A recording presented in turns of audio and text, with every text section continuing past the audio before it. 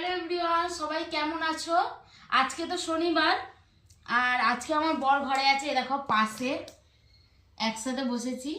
তো চলো আজকে বৃষ্টির ওয়েদার কি কি রান্না বান্না করেছি শেয়ার করব তোমাদের সবার সাথে। আর ক্যামেরার পিছনে আছে আমার ছেলে। এই যে পটল ভাজা, কালকের পটল ফ্রিজে রাখিনি বলে একটু শুকিয়ে মতো গেছিলো, সেটাকেই ভেজেছি।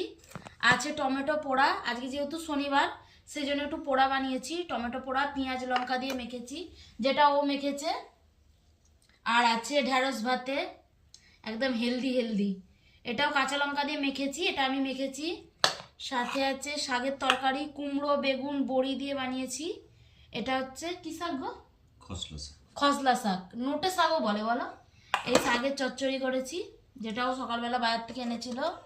আছে স্যালাড, সাথে কি আছে খোলো তো, গরম খোলো, একটু নেড়ে দেখাও। এই দেখো মাংস, চিকেনের ঝোল। আমরা মুরগির মাংস খাই না, আমরা চিকেন খাই।